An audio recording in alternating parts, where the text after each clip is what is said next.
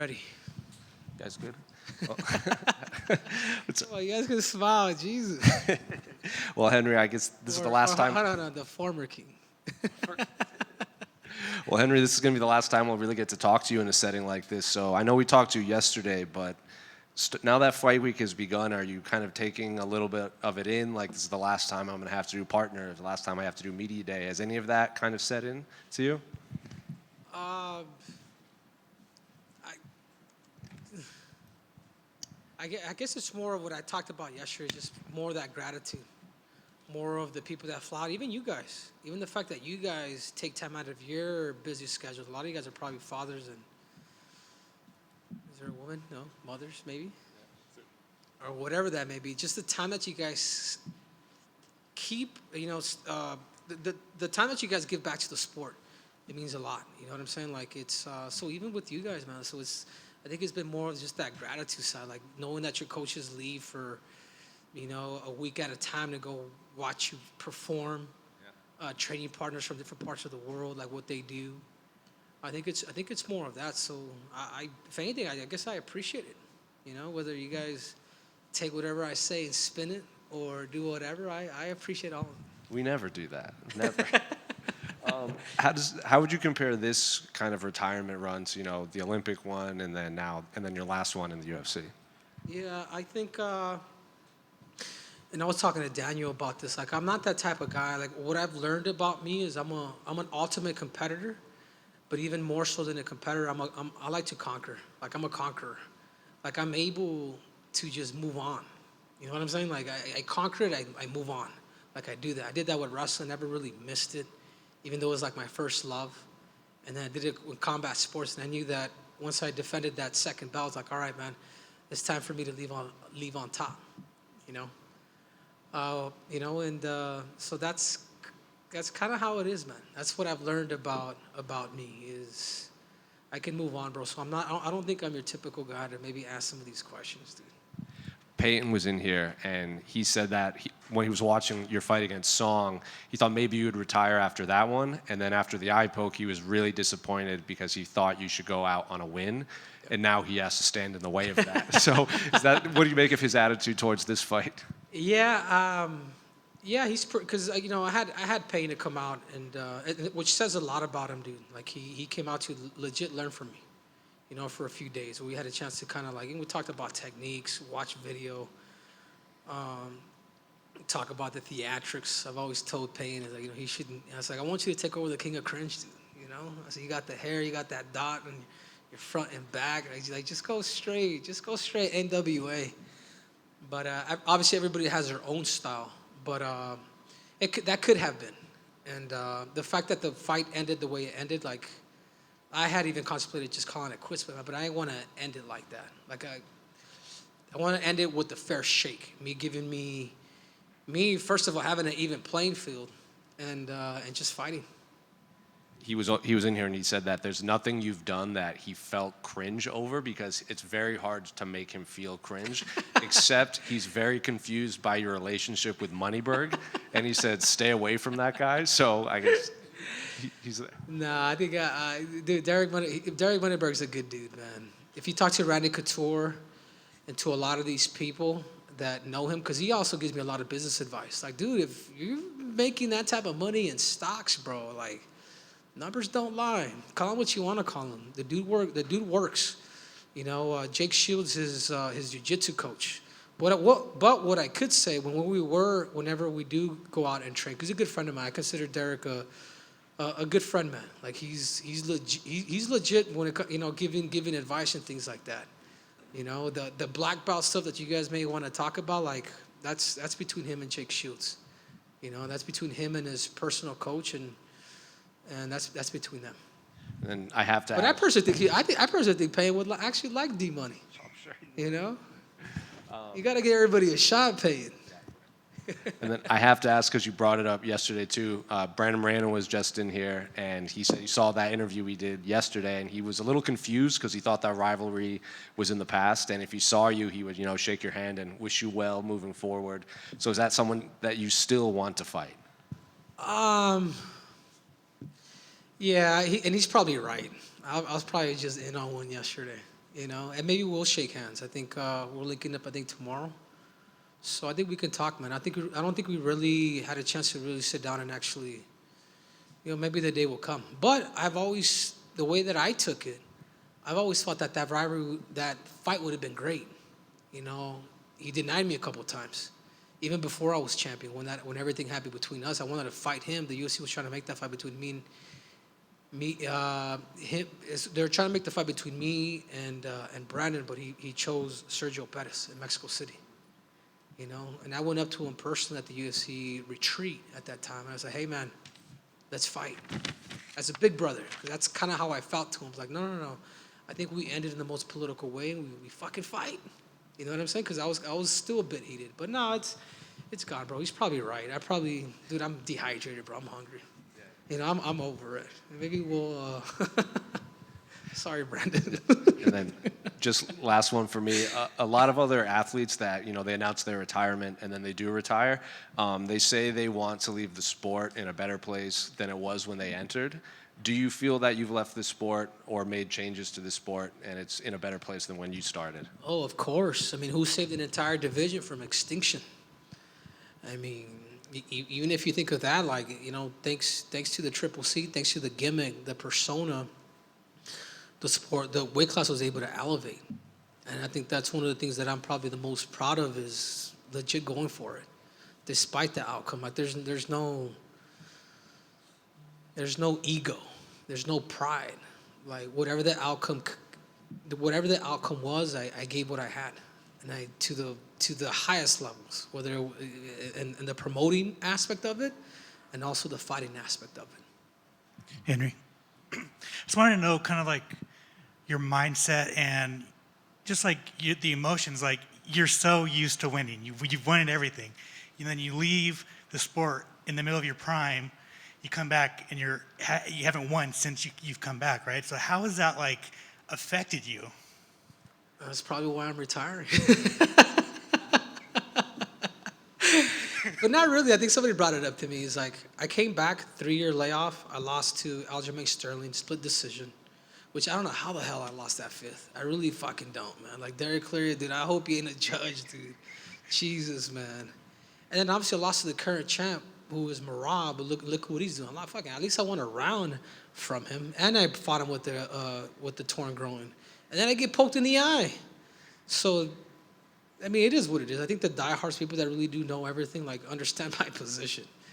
But at the same time, there's so much to this decision of why this is the last. I mean, there's just a lot. I can't serve 2 masters. I'm in real estate, the content business. And I do a pretty good job with all that. And, the Triple C before was just dedicated, had no kids, single, young, wild, and doing my thing where it was just dedicated 100% to the sport. And, if I can't be the best in the world, then to me, then why do it? And obviously, you're fighting because you want to go out on a win, right? So, like, say you lose a split decision to Payton Talbott, like, is that going to hit the ego for you to be like, dude, I have to win before I hang it up? No, the only thing that you can guarantee is your all. You know what I'm saying? Like, it sounds very cliche, like these little baseball coaches that say, hey, it doesn't matter as long as you give it your all. And that's it, as long as you give it your all. I know what I'm up against. I know Payton's a rule recognizes rule. I saw talent in that dude, but it's also, there's that competitive spirit in me that's, all right, man, give me the biggest challenge, give me the toughest challenge, give me whoever the hell you want. Like, I love to compete, especially for my last one, throwing out the kitchen sink. Speaking of seeing talent, how is it having Daniel Zahuber over in Arizona with you guys? Oh, it's great, man. And that's one of the biggest things that I like to do is, I guess the biggest influence that I do have is having the ability to give back to these fighters. So even part of like my retirement, what I do want to do is I want to educate a lot of these legends, particularly the legends. I'll never forget it, winning the Olympic Games, and my coach, who was an Olympic champion as well, he says, Henry, welcome to the Olympic Championship Club. Kevin Jackson, who actually fought in the UFC as well. He's like, your job now is to take care of other Olympic champions. So I almost feel like that's my duty, teaching them sales, teaching them marketing, branding, following up with people. You know what I'm saying? Like, not be so, hey, give me this and I'll give you this. Like, actually building a relationship. So I've been able to do that, and I feel comfortable, man. Like, I just purchased a $1.3 million lot, just a lot, to build my dream home. So I've been able to really, so forget whatever Sean O'Methley says, I've been able to make a really good living, to make really good decisions, but I think now it's time to pay it forward. And not just that, we talked about it a little bit yesterday on, the eye pokes, like going through that. Like, and I did say, and I think Dana and everybody needs to step up. We need the president to really put a meeting together and see what could be done, like, as soon as possible, ASAP. That way nobody loses an eye, so a lot of things like that, man. One last one for me is, what are your thoughts on this Real American Freestyle thing that's going on, and are you gonna get back on the mats? I love it. I don't want to be asked for my next fucking. I'm going to say goodbye. You're asking me, but I love it. What Real American Freestyle is doing, the opportunity that they're giving to all these wrestlers, is amazing. What Chad and Izzy Martinez are doing, it's awesome, bro. Did you watch the last show? Spencer Lee, Olympic silver medalist, gets upset. You saw Jordan Oliver beat, the current world team member. Like, bro, anything could happen, man. Like, you think there's levels until people are being put in the spot and people are eating popcorn and drinking and whatnot. That it changes the whole atmosphere. So I love it. Yoel Romero versus Bo Nickel. Who wins that?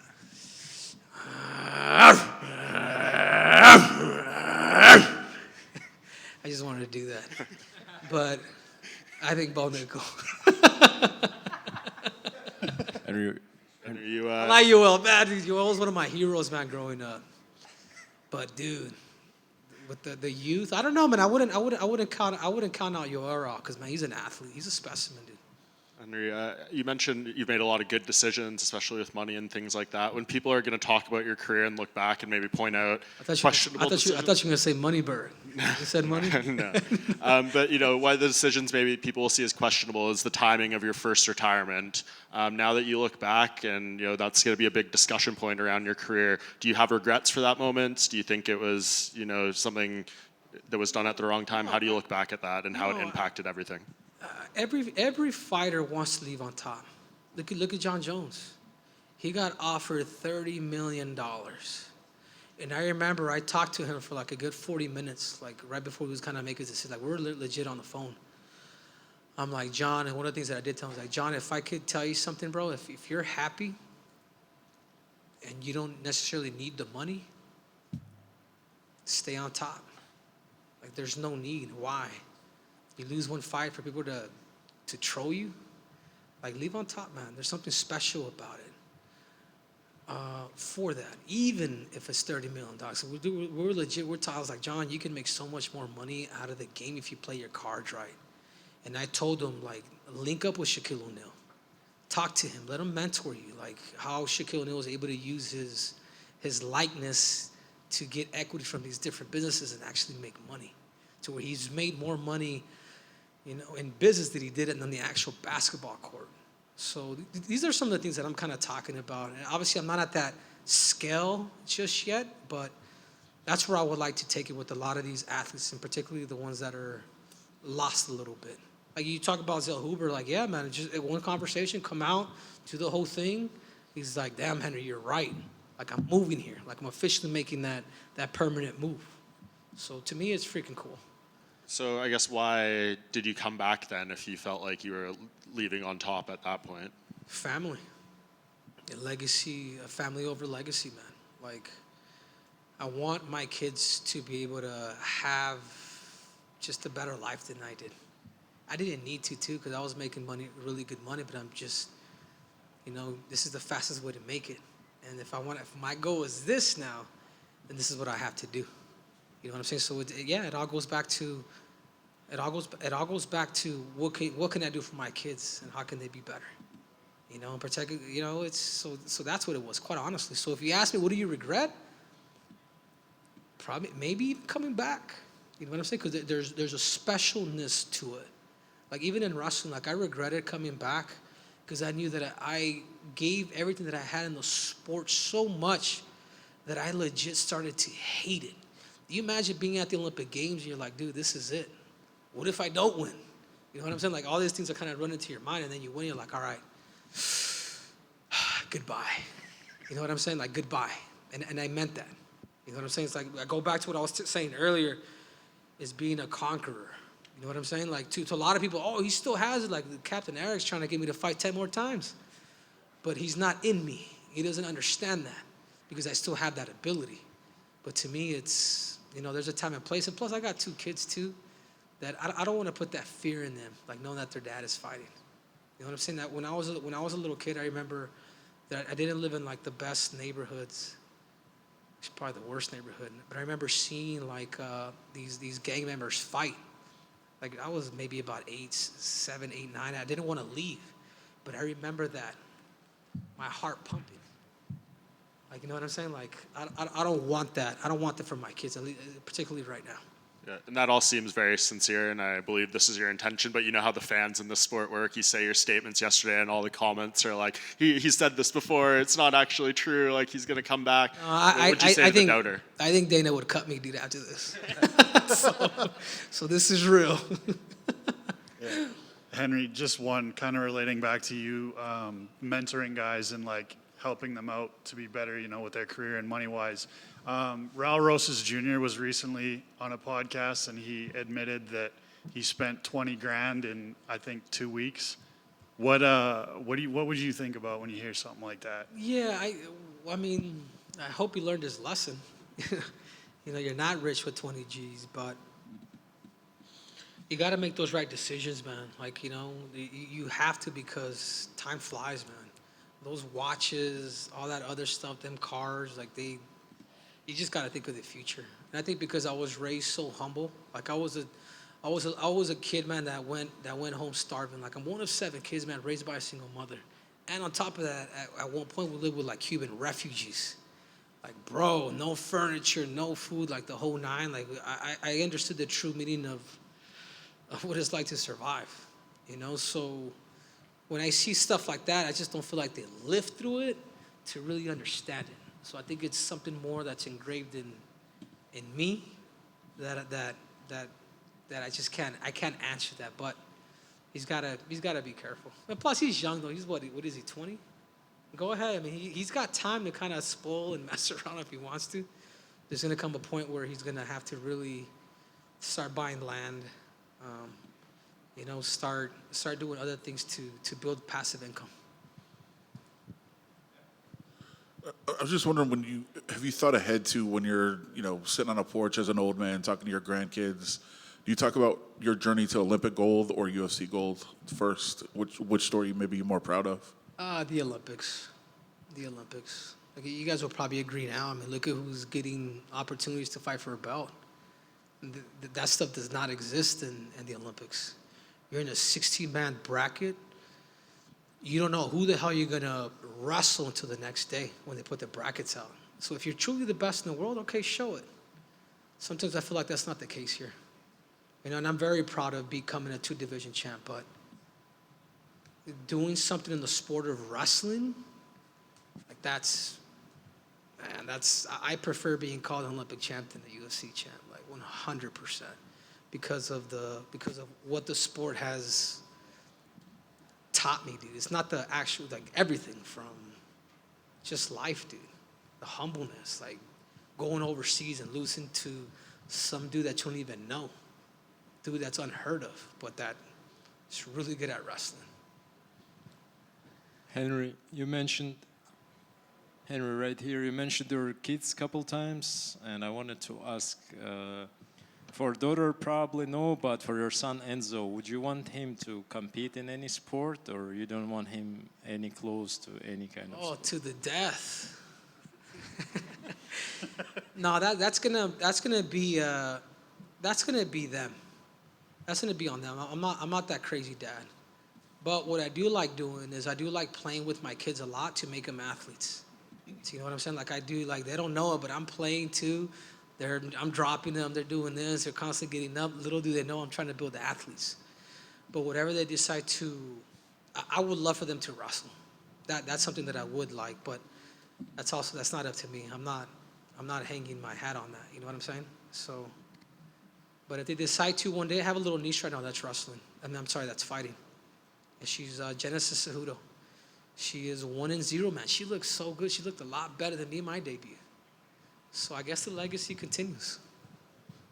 Henry, congrats on the career. Obviously, you mentioned earlier, giving back to legends and Olympic champions. But do you think we could expect to see you maybe put some work in with your brother Angel and the great things he's doing over at Valiant?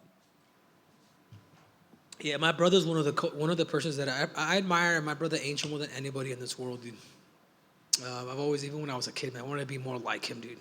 He was a guy that was always likable. I wasn't. Kind of like now. But just his precious heart, his patience to be able to give back to the sport and then create national champions. I mean, the majority of his kids are all going to Division I. I mean, shows how cerebral, how much of a genius that he is. And he's not like me, dude. Like get the camera away. I don't want nothing. Like, you know what I'm saying? Jeans, shirt. Like, so, but yeah, of course, man. I have a nephew right now too, Pablito. Angel Jr. We call him Pablito. He won the toughest tournament in the United States. And it was so cool, man, to be able to see the plan that me and my brother had. Started wrestling him at 11.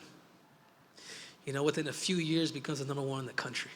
Because we did that. And I think sometimes coaches, they put their kids in the sport a little too soon, where they end up hating it. And that's where you got to be careful.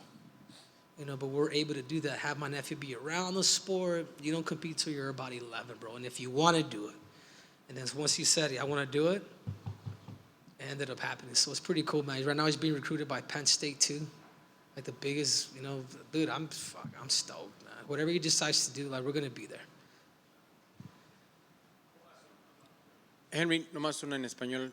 Felicidades con el retiro. Una grande pelea el sábado y obviamente lo hablaste un poco en inglés, nomás por favor en español. Sí, creo que Lo más orgulloso que estás en tu legado. Mencionaste ser campeón olímpico, más grande que ser campeón en el octágono. Y nomás unas palabras para despedir a tus fans. Just basically in Spanish, this same concept. You mentioned that you were prouder to be an Olympic champion than being a UFC champion. Just echo the feeling in Spanish for everybody. Yeah, primeramente, la razón por qué digo eso es por la razón de en las artes marciales mixtas a veces les dan oportunidad a los que no se la merecen. Y yo creo que ustedes saben eso. Yo no quiero. It's my last fight anyway. I'm saying like, so I can tell the truth. There's a lot of people undeserving that get titles. Hay mucha gente que no se merece ese título mundial, especialmente para competir. En las Olimpiadas hay 16 luchadores que entran, los mejores del mundo, que entran y tú no sabes con quién vas a luchar hasta el próximo día. So, para tú coronarte como el mejor del mundo en el deporte más viejo en la historia, para mí eso significa mucho más, mucho más. A mí me da más gracia cuando un luchador me viene y dice, hey, eres campeón olímpico. Para mí eso significa mucho más para mí que la UFC, porque yo desde niño chiquito, la verdad fue un sueño hacerme campeón olímpico. Y cuando lo logré, fue algo que ni se puede escribir en palabras. Just to add on to what was said in English, he mentioned the fact that it is the oldest sport to date, and I'm very proud about that, and the fact that it was my dream since I was a little kid to be that. And you cannot describe it in words. That's what's added from the English previous answer. ¿Y mi español cómo está? ¿Está bien? Fenomenal. ¿Tengo el acento? Gracias por todo. Felicidades y suerte el sábado. Sí, muchas gracias. Thank you guys so much. Triple C is out!